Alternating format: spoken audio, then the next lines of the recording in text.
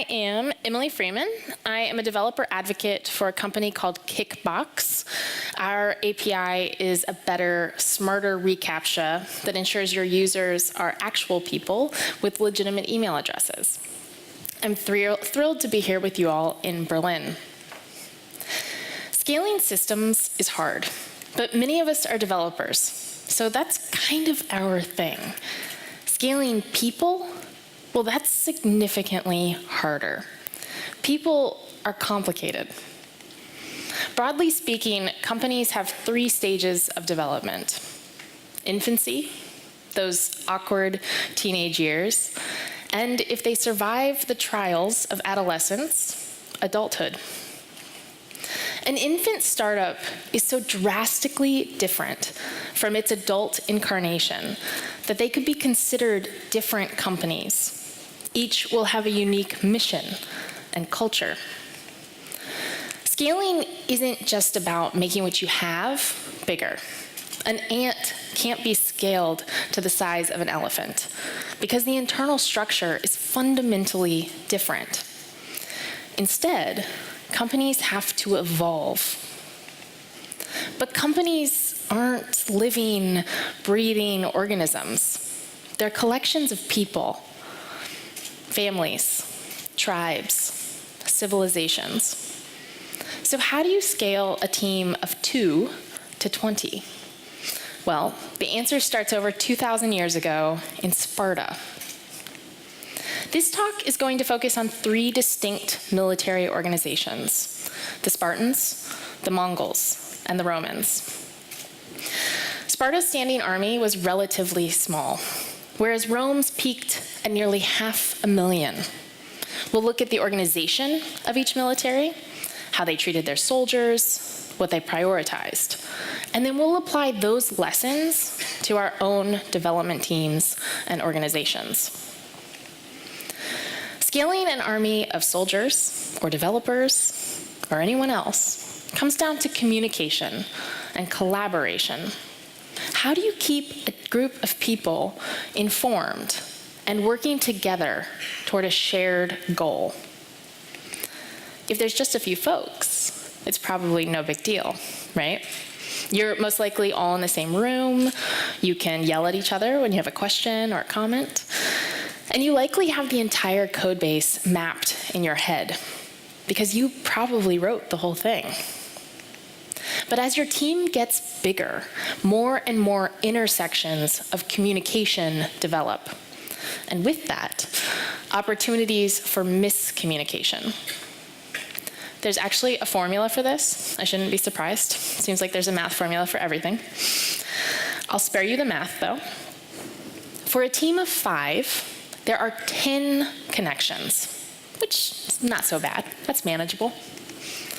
A team of 10 jumps to 45. A team of 20 brings us up to 190. And what about a team of 100 developers? Does anyone have a guess? 4,950. Nearly 5,000 ways your team can communicate. Now, is anyone else totally overwhelmed? Because I feel like this adorable, yet definitely melancholy pug, just thinking about that.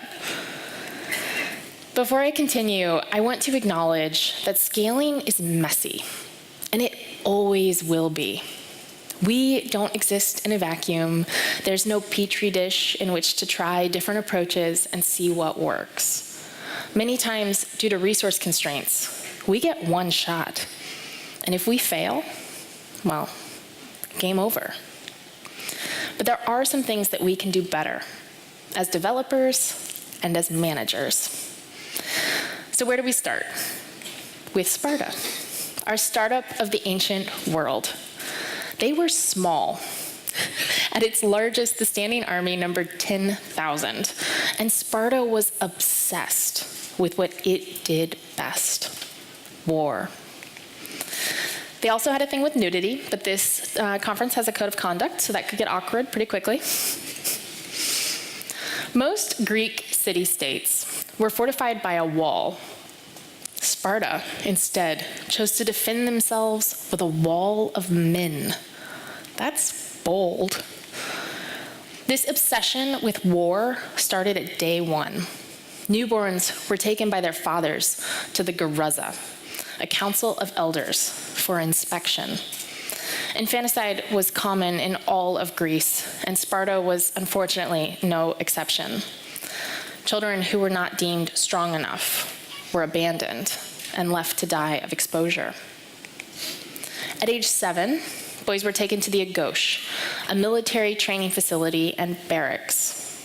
Girls were permitted to stay with their parents. They were actually educated and encouraged to exercise, which was unique in the Greek city-states. So yay for kind of equal rights. Spartans eschewed all comforts, and it's said that they were the only people for whom war was a reprieve from everyday life. Their staple diet consisted of blood broth, exactly what it sounds like, and the boys at the Agos were regularly denied food and clothing. They were encouraged to steal, but beaten harshly if caught, not for stealing, but for being caught. Everything about the Agos hardened these boys for warfare. At age 12, they were sent out with only a red cloak and expected to survive. At age 20, soldiers joined a syssitia, which is a sort of mess or club. Spartan peers and members of the mess had to vote to accept men into their group, and voting had to be unanimous. If a soldier had not been invited to join a syssitia by the age of 30, he would be denied Spartan citizenship and instead occupy a lower standing. Men were permitted to marry from age 20 on, but they would remain in the barracks away from their wives and children until age 30. They would continue to serve as reservists until age 60, which is crazy. All Spartans were equal and submissive to the unit as a whole. Soldiers who lost their hoplon or shield were disgraced because the shield protected not only that man, but the man on his left. Spartans were a small tribe of intensely loyal, overworked, and underfed soldiers who bravely took on the big boys of the ancient world. The Battle of Thermopylae pitted 300 Spartans, 700 Thespians, and 400 Thebans against, supposedly, 100,000 Persians. And isn't that how every startup would like to imagine themselves? Maybe without the core strength and rugged good looks. When you're in the startup phase, I want you to find what you do best. Spartans were unmatched in war. If an ally were threatened, all they had to do was send one man, a single soldier, dressed in that iconic red cloak, because enemies knew that a fight with one Spartan was a fight with all of Sparta. You're too young to be worried about anything but product market fit. Find the product that resonates with people and focus on that. You can A/B test button colors and all the other things later. Now is not the time.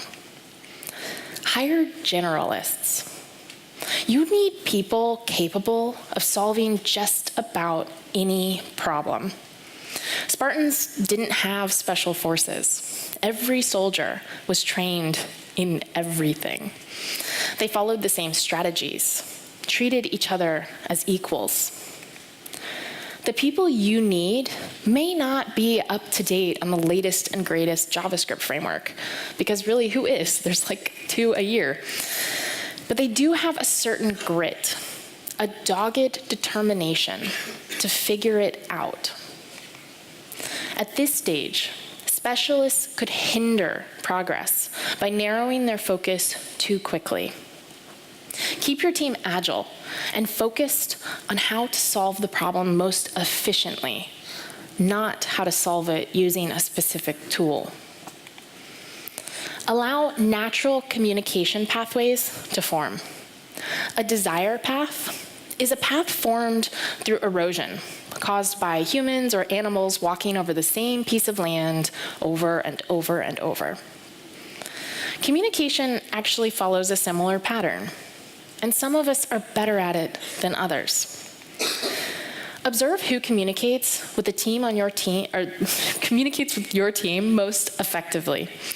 You need to delegate responsibility and bring others up to speed on things. Allow that person to take the idea and then deliver it to the group. Take on the big boys. Listen, when you've got 2 developers and 3 to 6 months of financial runway, you have nothing to lose. All the statistics say that you are going to crash and burn, so might as well make it spectacular. Give it everything you've got. 300 Spartans marched right up to 100,000 Persians and challenged them to a fight. Worst case, you learn some valuable lessons. Best case, you become GitHub and are purchased by Microsoft. The Mongols are by far my favorite of these 3 militaries. They are absolutely fascinating, and they serve as our analog for mid-sized teams. You can consider it our awkward teenager of an organization. The Mongol army topped out at about 100,000. It is, to this day, the largest geographic empire in history. They conquered nearly all of continental Asia, the Middle East, and parts of Eastern Europe. No one could have expected that Mongols would influence history in the way that they did. As a people, they sat quietly in the foothills of Siberia, mastering horsemanship and archery. But like most nomadic tribes who live in brutal conditions, they were tough, like real tough. The Mongols and their conquests are forever married to Genghis Khan, or Chinggis, depending on who you ask. Temujin, the boy who would become Genghis Khan, was born in 1162 to a lowly and unremarkable tribe. His father was poisoned when he was young, and he was left to the care of his older brothers, one of whom he murdered in a fight. So family reunions were probably pretty awkward. As a teenager, he married Borta, his first and most influential wife. Early on in their marriage, she was kidnapped, a pretty common practice in Mongolia at the time, and his rescue of her proved his military mettle.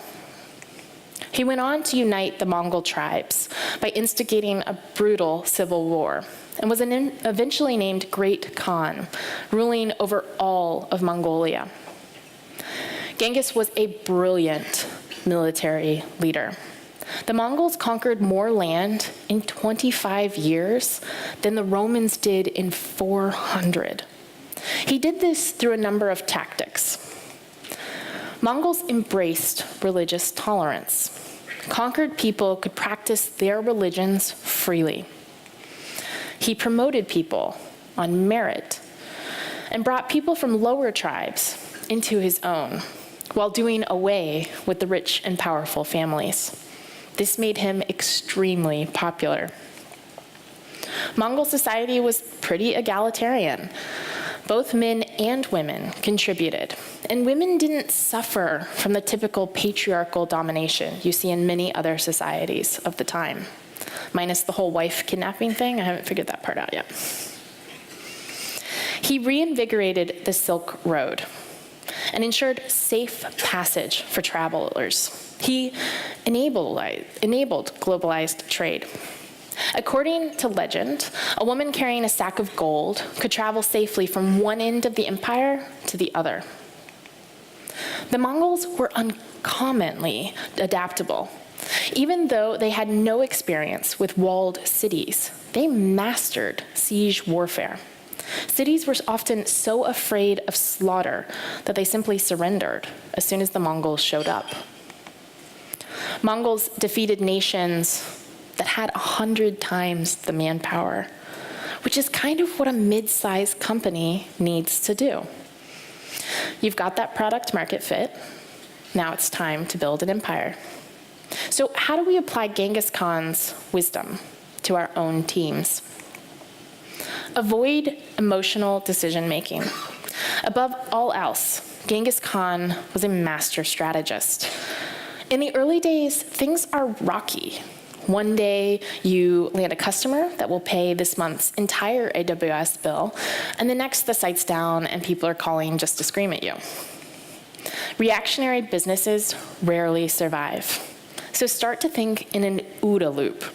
And if you're unfamiliar, that's not just a fun English word to say, though it is fun, OODA. The OODA loop was created by Colonel John Boyd of the Air Force, the US Air Force. It stands for observe, orient, decide, and act. This will allow you to rapidly work through problems and prevent yourself from being bogged down by fear, uncertainty, and doubt. It's even better if you can get inside your competitor's OODA loop and upend their strategy. Avoid micromanagement.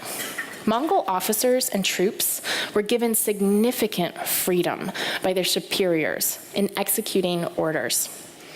As long as the larger objectives were met, Mongol soldiers could solve problems as they saw fit.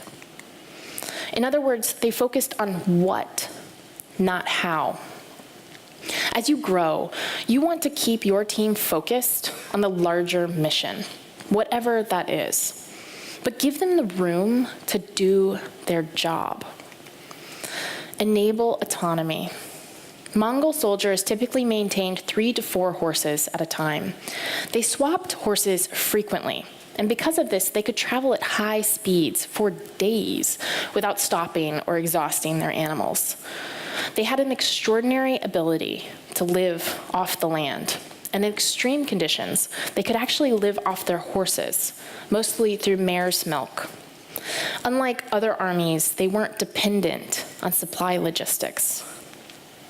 Give your employees the resources they need to get the job done. Support them. And if you're in a management position, protect them. The VP of product wants a feature done yesterday, of course, because I always do. But now is not the time to freak out. Instead, embrace your inner Genghis Khan and start yelling at executives. That's terrible advice. Don't do that. You will get fired. Stay small.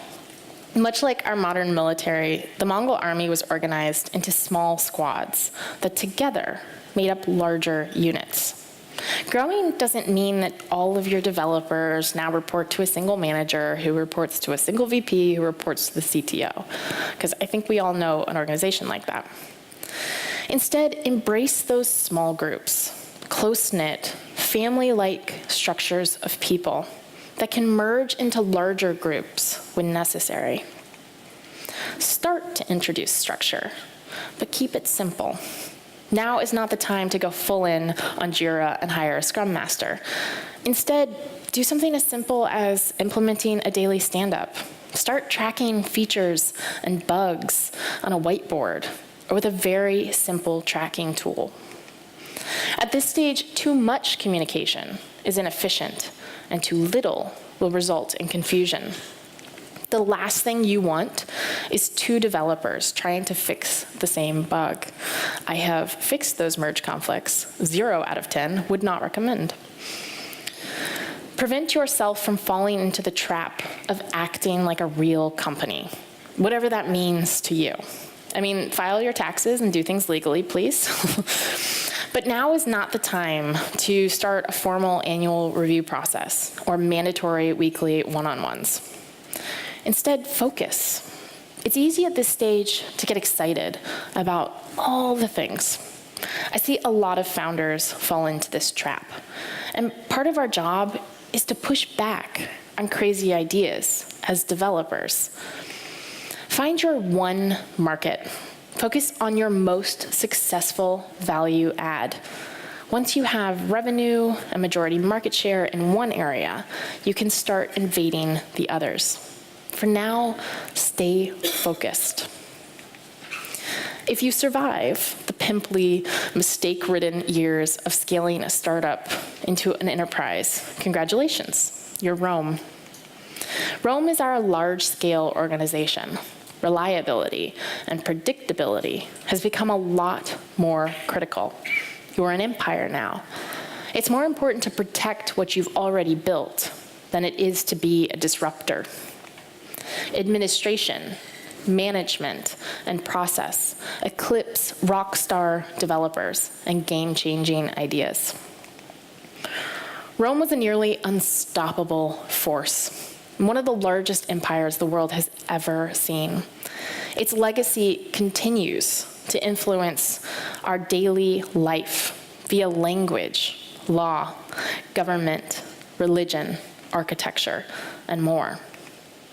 The Roman Empire spanned over 2,000 years, and its military structure is a graduate-level course in and of itself. Edward Gibbon's The Decline and Fall of the Roman Empire is just short of 4,000 pages. And that's just the decline and fall. I can't possibly do it justice in the next few minutes, but I will highlight the structure of the imperial Roman army, which reached its peak size of 450,000 in 211 AD. Emperor Augustus, the second emperor of Rome, founded the imperial army. Prior to him, Rome motivated soldiers with grants of land and increased wealth. But as land became more scarce, they shifted toward rewarding soldiers with a set amount of denarii after their service. For citizen soldiers, it was the equivalent of 13 years' salary, which sounds a lot like a pension. Am I right? The imperial army was split into two groups, what you can think of as officers and enlisted soldiers, very broadly. The commissioned officers were assigned to legions, heavy infantry made up of 5,000 Roman citizens each. Long-term professional soldiers served 25-year terms, and conscription, a draft, was decreed only in emergencies. In addition to legions, the auxilia was established. These enlisted troops were recruited from the peregrini, non-citizen residents. The auxilia supplied infantry, cavalry, archers, and special forces. Auxiliaries were awarded Roman citizenship after completing their 25-year commitment. The army also employed numeri, mercenaries, from allied people outside the empire. Today, we know these people as contractors. Organizationally, every province had legati, legion commanders, who reported to the provincial governor, and governors reported directly to the emperor in Rome, which is a much flatter structure than I would have imagined. While legionaries held a higher status, they depended heavily on the auxilia.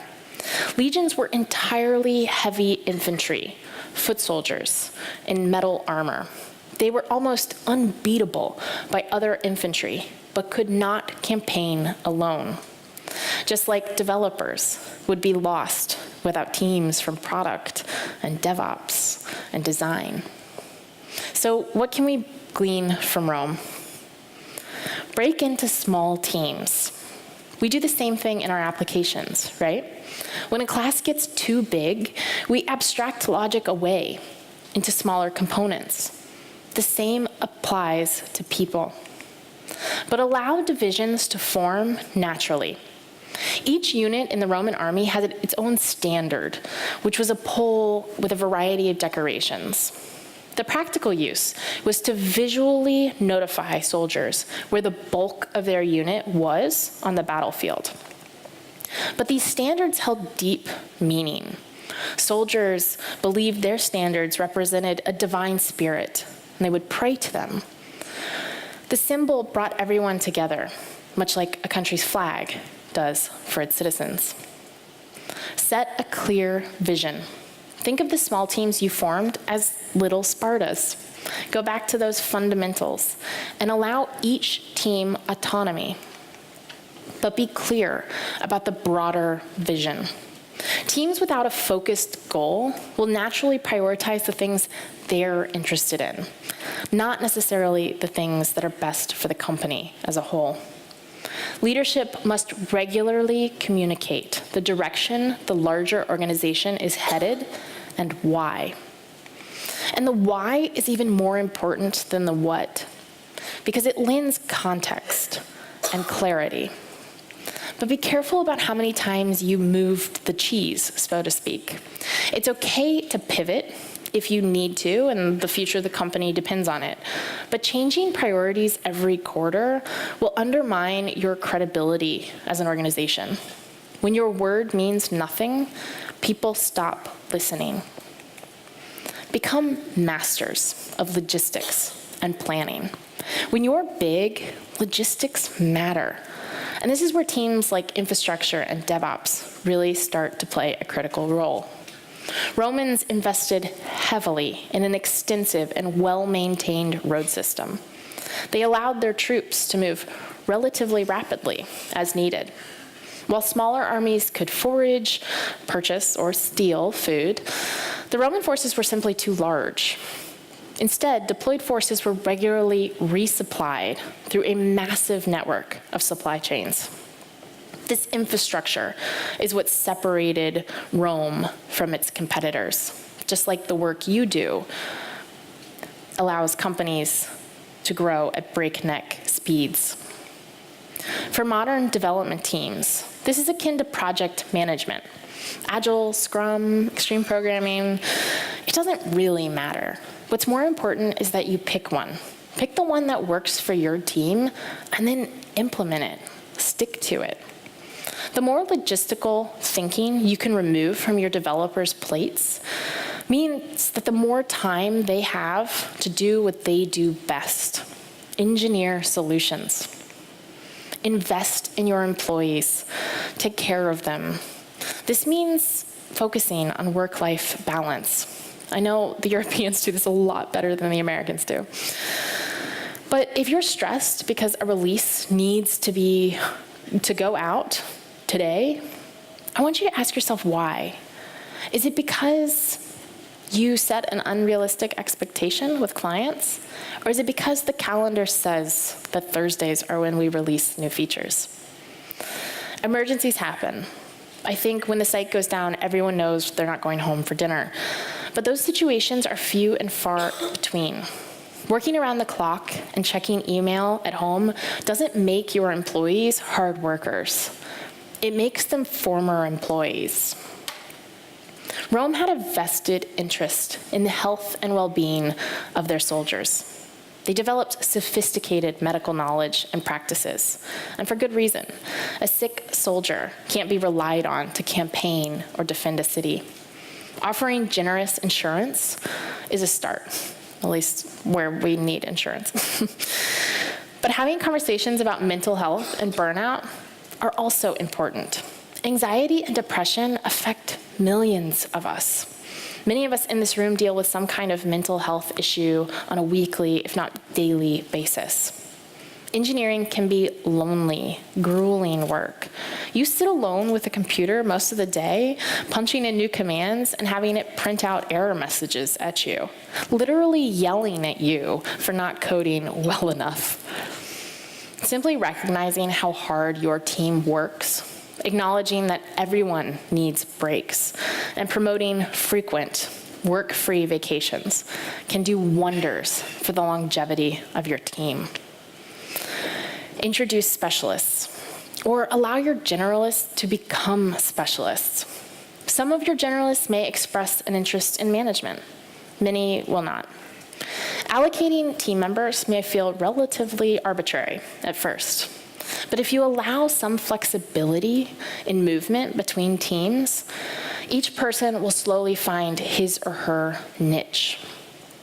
Finally, have honest conversations, no matter your size. Conflict is uncomfortable, I get it.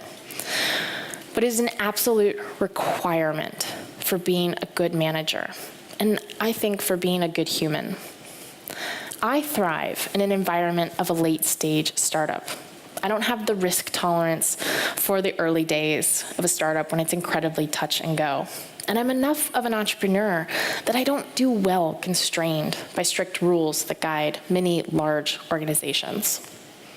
People that thrive when there are two developers may not transition well as the company advances and grows. That's okay. Unhappy employees can quickly become poison for teams, bringing everyone down. An honest conversation is the best way to make sure each person on your team feels content and fulfilled by their work. Some of the advice in this talk applies to you. Some may not. You know your team best. Follow your instincts, but be careful how much emotion guides your judgment. Collect data whenever you can. It will keep you focused and inform decisions as you grow. Trust your employees. Grant them the freedom to do what they do best, solve problems. Hire people who are happy, trustworthy, communicative, and talented. And above all else, serve as an example of someone who is fair, focused, and enthusiastic. No one wants to work for someone who won't roll up her sleeves and jump in when needed. Thank you so much for having me.